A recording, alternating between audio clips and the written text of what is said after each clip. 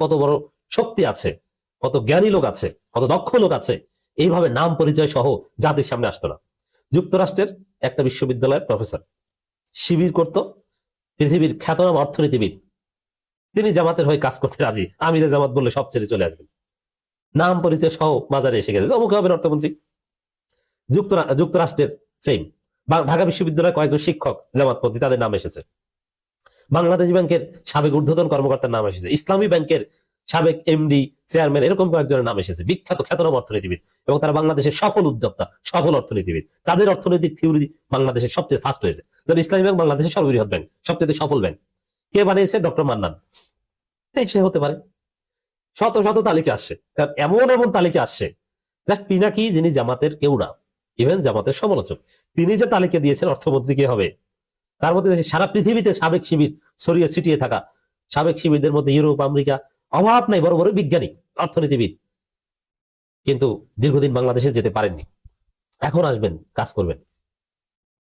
আমিরে জামাত বললেই হলো, ক্ষমতায় আসলে বিএনপির চাইতে হাজার গুণ ভালো তালিকা জামাতের কাছে আছে। শুধু অর্থ মন্ত্রণালয়, পুরো মন্ত্রণালয় এমন এক্সপার্ট টিম আছে যেটা অকল্পনীয়, বিএনপি কল্পনা করতে পারেনি। কারণ ফাহাম আব্দুল সালাম এই প্রশ্ন না করলে জামাতের এই যে গুপ্তধন, এটা ফাঁস হতো না। এখন গুপ্তধনের কথা জেনে গেছে জাতি, এখন জামাতের প্রতি আরো আকর্ষণ ফিল করছে। মজা না? বিএনপির ছাত্রী অ্যাক্টিভিস্টরা জামাতের ক্ষতি করতে যে উপকার করে ফেলে, ঘটনা এটাই করছে।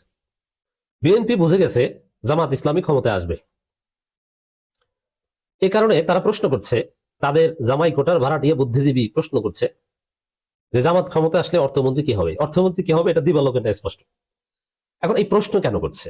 এটা ওই আমিরে জামাতের সাথে ভারতের কূটনীতিকের মিটিং এর মতো ঘটনা। ভারতের কূটনীতিক কেন জামাতের আমিরের সাথে মিটিং করেছেন, এর তাৎপর্য জামাত ক্ষমতা আসতে পারে, এটা তারা মনে করছে, আর এই কারণে জামাতের সাথে লাইন ক্লিয়ার করার চেষ্টা করছে। এখন বৈঠক করা উচিত অনুচিত, গোপন প্রকাশ, এটা নিয়ে নানান কথা আছে, এটা নিয়ে অনেক বিশ্লেষণ করেছি। তবে ভারতের কূটনীতিকের সাথে আমিরে জামাতের মিটিং এর একটা ডাইমেনশন হচ্ছে যে জামাত ক্ষমতা আসবে, এটা ইন্ডিয়া মনে করে। এখন বিএনপিও মনে করে জামাত ক্ষমতা আসবে। তার দলিল কি?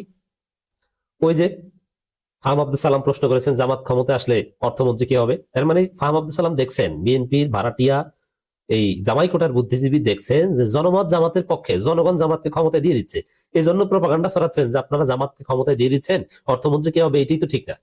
তবে ফাহাম আব্দুল সালাম এখানে জামাতের পক্ষে অ্যাক্টিভিজম করলেন অনিচ্ছা সত্ত্বেও। কি অর্থমন্ত্রী কি হবে এই প্রশ্ন তুলে জামাতের লোকজন বা জামাতের শুভাকাঙ্ক্ষী, এমনকি জামাতের সমালোচক নাও, অর্থমন্ত্রীর এমন তালিকা প্রকাশ করেছে যে বিএনপি পৃথিবীর তামাতামা করলেও ওরকম দক্ষ অর্থমন্ত্রী খুঁজে পাবে না। পিনাকি ভট্টাচার্য যে তালিকা দিয়েছেন, খমিনি এহসান যে তালিকা দিয়েছেন, ওরকম দক্ষ লোক বিএনপি খুঁজে পাবে না। মজা না? এই প্রশ্ন না করলে জামায়াতের পক্ষে যে কত বড় শক্তি আছে, কত জ্ঞানী লোক আছে, কত দক্ষ লোক আছে, এইভাবে নাম পরিচয় সহ জাতির সামনে আসতো না। যুক্তরাষ্ট্রের একটা বিশ্ববিদ্যালয়ের প্রফেসর শিবির করত, পৃথিবীর খ্যাতনাম অর্থনীতিবিদ, তিনি জামাতের হয়ে কাজ করতে রাজি, আমিরে জামাত বললে সব ছেড়ে চলে আসবেন, নাম পরিচয় সহ বাজারে এসে গেছে, অমুক হবেন অর্থমন্ত্রী। যুক্তরাষ্ট্রের সেম ঢাকা বিশ্ববিদ্যালয়ের কয়েকজন শিক্ষক জামাতপন্থী, তাদের নাম এসেছে। বাংলাদেশ ব্যাংকের সাবেক ঊর্ধ্বতন কর্মকর্তার নাম এসেছে, ইসলামী ব্যাংকের সাবেক এমডি, চেয়ারম্যান, এরকম কয়েকজনের নাম এসেছে, বিখ্যাত খ্যাতনাম অর্থনীতিবিদ, এবং তারা বাংলাদেশের সফল উদ্যোক্তা, সফল অর্থনীতিবিদ। তাদের অর্থনৈতিক থিওরি বাংলাদেশের সবচেয়ে ফার্স্ট হয়েছে। ধরেন ইসলামী ব্যাংক বাংলাদেশের সর্ববৃহৎ ব্যাংক, সবচেয়ে সফল ব্যাংক, কে বানিয়েছে? ডক্টর মান্নান। সে হতে পারে। শত শত তালিকা আসছে, এমন এমন তালিকা আসছে, জাস্ট পিনাকি, যিনি জামাতের কেউ না, ইভেন জামাতের সমালোচক, তিনি যে তালিকা দিয়েছেন অর্থমন্ত্রী কে হবে, তার মধ্যে সারা পৃথিবীতে সাবেক শিবির ছড়িয়ে ছিটিয়ে থাকা, সাবেক শিবিরদের মধ্যে ইউরোপ, আমেরিকা, অভাব নাই, বড় বড় বিজ্ঞানী, অর্থনীতিবিদ, কিন্তু দীর্ঘদিন বাংলাদেশে যেতে পারেননি। এখন আসবেন, কাজ করবেন। আমিরে জামাত বললেই হলো, ক্ষমতায় আসলে বিএনপির চাইতে হাজার গুণ ভালো তালিকা জামাতের কাছে আছে। শুধু অর্থ মন্ত্রণালয়, পুরো মন্ত্রণালয় এমন এক্সপার্ট টিম আছে যেটা অকল্পনীয়, বিএনপি কল্পনা করতে পারেনি। কারণ ফাহাম আব্দুল সালাম এই প্রশ্ন না করলে জামাতের এই যে গুপ্তধন, এটা ফাঁস হতো না। এখন গুপ্তধনের কথা জেনে গেছে জাতি, এখন জামাতের প্রতি আরো আকর্ষণ ফিল করছে। মজা না? বিএনপির ছাত্রী অ্যাক্টিভিস্টরা জামাতের ক্ষতি করতে যে উপকার করে ফেলে, ঘটনা এটাই করছে। এরপর দেখেন, আমি জবাব দিব যে কে অর্থমন্ত্রী হবে, এটা আমার থেকে আমি এখানে আলোচনা করবো। প্রথম কথা হচ্ছে যে বিএনপি জামাত ক্ষমতা আসতে পারে এই ভয় থেকে এই প্রশ্ন তুলছে, তারাই বিশ্বাস করে।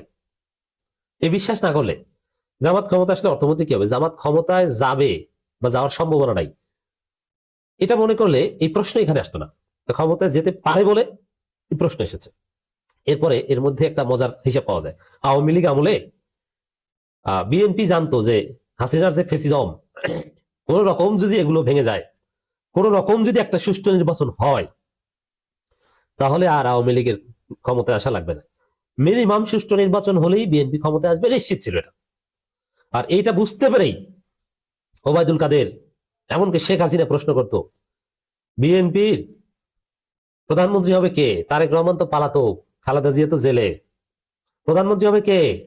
আপনারা নির্বাচন করবেন, নির্বাচন ঠেকাতে চান, আপনাদের তো নেতা নাই, প্রধানমন্ত্রী হওয়ার লোক নাই, এই কারণে নির্বাচন চান না। অথচ আওয়ামী লীগ এই প্রশ্ন কেন করতো? আওয়ামী লীগ জানতো যে কোন রকম সুষ্ঠু নির্বাচন হলে বিএনপি ক্ষমতা আসবে নিশ্চিত। কিন্তু কেন এই প্রশ্ন করতো যে বিএনপির প্রধানমন্ত্রী হবে কে? এটাই তো নাই, তারেক রহমান পালাতক, খালেদা জিয়া জেলে। অতএব এই বিএনপিকে নির্বাচনে অংশগ্রহণ করার সুযোগই দেওয়া যাবে না, আসুক বা না আসুক ওরা বাদ। আর জাতিকে বলতো যে বিএনপি নিজেরাই আসতে চায় না, কারণ এদের প্রধানমন্ত্রী কি হবে এটি ঠিক নেই। আসলে কি বিএনপি আসতে চায় না? আসতে চায়। আওয়ামী লীগ নির্বাচনে যেতে দেয়নি। কেন যেতে দেয়নি? বিএনপি নির্বাচনে গেলে, নির্বাচন সুষ্ঠু হলে তো 100% নিশ্চিত বিএনপি ক্ষমতা আসবে। তাহলে অমুক মন্ত্রী কি হবে, তমুক কি হবে, এইসব প্রশ্ন কোন ভয় থেকে তোলা হয়? বাংলাদেশের ইতিহাস থেকে, ওবায়দুল কাদের শেখ হাসিনার বক্তব্য থেকে আপনাদেরকে বুঝিয়ে দিলাম কোন ভয় থেকে এটা তোলা হয়। কোন ভয় থেকে? জামাত ক্ষমতা আসবে এই ভয় থেকে এটা তোলা হয়। ইতিহাস এটাই বলে। এই ভয় না থাকলে এইসব প্রশ্ন কিছুতে উত্থাপন করা হতো না। অতএব প্রমাণিত হলো যে বিএনপিও, ভারতের পর বিএনপিও মনে করে জামাত ইসলামী ক্ষমতা আসবে, তারা বুঝে গেছে। এবার আসেন অর্থমন্ত্রী কি হবে। আমার বিবেচনায় জামাত ক্ষমতা আসলে অর্থমন্ত্রী বানানো ভালো হবে মির্জা ফখরুল যদি সুস্থ থাকেন তাকে। আমার ফার্স্ট চয়েস সে। ফাহাম আব্দুল সালামের শ্বশুরকে অর্থমন্ত্রী বানাবে জামাত।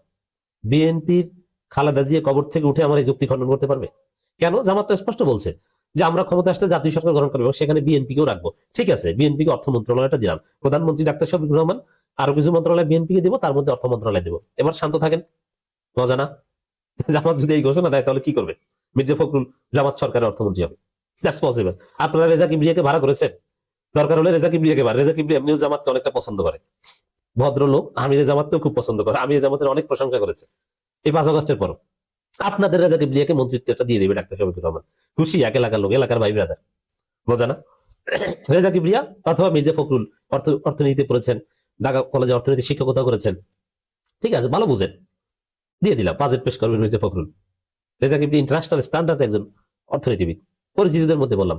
আর জামাতের যে তালিকার কথা বললাম, পিনাকি দিয়েছে, আমি অনেক তালিকা, শত শত তালিকা, যারা হয়তো বা জাতীয়ভাবে পরিচিত না, তাদের নাম বললে আপনারা চিনবেন না, এই জন্য আমি অযথা নাম বলে 1 সেকেন্ডে সময় নষ্ট করলাম। জাস্ট এতটুকু বললাম, ইউরোপ, আমেরিকার, সারা পৃথিবীর প্রথিত দশা অর্থনীতিবিদরা এক সময় শিবির করতো, প্রতিষ্ঠিত অর্থনীতিবিদ, যেই অর্থনীতিবিদদের পরামর্শ নেয় ডোনাল্ড ট্রাম্প, যুক্তরাজ্য সরকার, পৃথিবীর অনেক দেশ তাদের থেকে কনসালটেন্সি নেয়, তারা জামাত সরকারে এসে কাজ করতে রাজি। শুধু কি এটা, জামাত জাতীয় সরকার গঠন করবে, ইউনুস সরকারের বা পৃথিবীতে যে কোনো জায়গার যোগ্য লোক কাজে লাগাবে। এই দৃষ্টিকোণ থেকে এই যে আশিক চৌধুরী, বিডার চেয়ারম্যান, ইউনুস ধরে এনেছেন সিঙ্গাপুর থেকে, আশিক চৌধুরী ধরে জামাত রেখে দিতে পারে, সমস্ত দক্ষ লোককে কাজে লাগাবে। আবার বলে অনেকে জামাত ক্ষমতা আসলে সেনাপ্রধান বানাবে কাকে, পুলিশের আইজিপি বানাবে কাকে? জামাতপন্থী লোক আছে? জামাতপন্থী লোক বানাবে না, পেশাদারিত্ব প্রতিষ্ঠা করবে। সেনাবাহিনী যেভাবে নিয়মে চলে, কমিশন অফিসার হয়, প্রমোশন পায়, ওইভাবে চলবে, সিনিয়রিটির ভিত্তিতে সেনাপ্রধান বানাবে। জামাতের পছন্দের এখানে কোনো গুরুত্বই থাকবে না। সচিব বানাবে, সচিব যারা বিশেষ ক্যাডার এখানে যাচ্ছে, তারা সিনিয়রিটির ভিত্তিতে, দক্ষতার ভিত্তিতে, পেশাদারিত্বের ভিত্তিতে প্রমোশন পাবে। এখানে জামাতের হাত থাকবে কেন? কিভাবে সচিবালয় চলবে, সেনাবাহিনী চলবে? এবার বুঝতে পারছেন? এইসব ফালতু প্রশ্ন করে জামাতের ক্ষমতা আসা অগ্রযাত্রা আপনারা ঠেকাতে পারবেন না। আশা করি জামাই কোটার ভাড়াটিয়ে বুদ্ধিজীবী জবাব পেয়েছে।